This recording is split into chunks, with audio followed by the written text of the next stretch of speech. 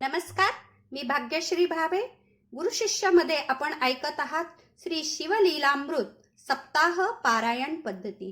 श्री शिवाय नमस्तुभ्यम. शिवलीलामृत ग्रंथाचे श्रवण आपली संकटे दूर होऊन आपले सर्व ऐहिक व पारलौकिक कल्याण होण्यासाठी फार उपयुक्त आहे. या ग्रंथाचे संपूर्ण पारायण एका सप्ताहात पूर्ण करावे. त्याचा रोजचा पाठ किती करावा ते पुढे दिले आहे. कोणत्याही सोमवारी सायंकाळी शिवमंदिरात जाऊन बेलाची 11 त्रिदले पिंडीवर वाहावीत व शंकराचे दर्शन घ्यावे. मी भगवान शंकरांना प्रसन्न करून शांती, समाधान, आनंद प्राप्त करून माझे व माझ्या कुटुंबियांचे ऐहिक व पारलौकिक सर्व प्रकारचे कल्याण व्हावे म्हणून श्री शिवलीलामृत पोथीचे 7 दिवसात रोज याप्रमाणे पारायण करणार आहे. तरी हे भगवान शिवशंकरा, आपण ही उपासना निर्विघ्नपणे मजकडून करून घ्यावी व इष्ट फल द्यावे अशी प्रार्थना करते. असे हात जोडून तेथे म्हणा. रोज जमत असल्यास तेथे मंदिरात किंवा स्वतःच्या घरी पुढील क्रमाने पोथीचे अध्याय वाचावेत किंवा श्रवण करावेत.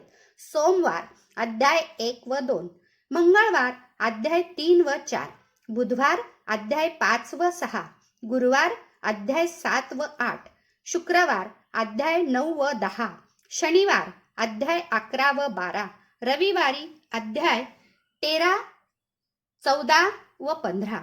रविवारी रात्रीच्या आपल्या जेवणाच्या पात्राचा नैवेद्य शंकराला दाखवावा व प्रसाद म्हणून ते अन्न स्वतः सेवन करावे. उद्यापन म्हणून वाचन झाल्यावर त्याच दिवशी शिवमंदिरात जावे व शंकराला 11 बेल त्रिदले वाहावीत. 1 कलश पाणी अभिषेक करावा. यथाशक्ती तांदूळ व द्रव्य अर्पण करावे.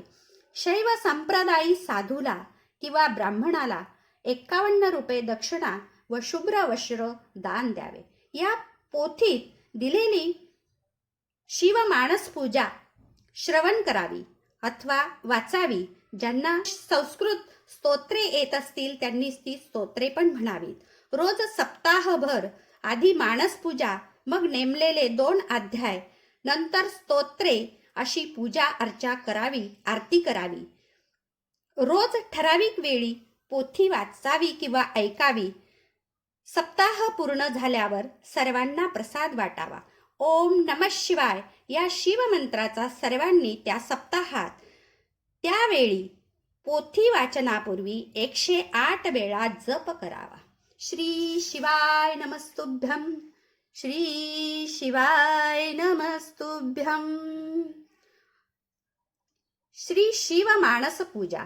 हे दयानिधे पशुपते, मी मनाने तयार केलेले रत्नजडित सिंहासन, स्नानासाठी हिमालयातील जल, रत्नजडित सुंदर वस्त्र, कस्तुरी, सुवासिक चंदन, चाफा, जाई वगैरे फुले, बेल, धूप, दीप हे उपचार आपण स्वीकारावेत. हे प्रभो, भोजनासाठी रत्नजडित सुवर्ण पात्रात तूप, खीर व दूध दही युक्त पंचपक्वान्ने, केळी, निरनिराळ्या भाज्या, चविष्ट पाणी, कर्पूर मिश्रित विडा मी मनाने तयार केला आहे, तो आपण स्वीकारा.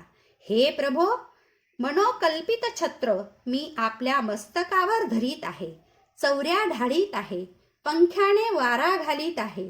निर्मळ आरसा, वीणा, मृदुंग वगैरे वाद्ये वाजवून गीत नृत्य सहित साष्टांग नमन करून वेगवेगळ्या प्रकारची स्तुती करीत आहे, त्याचा स्वीकार करा.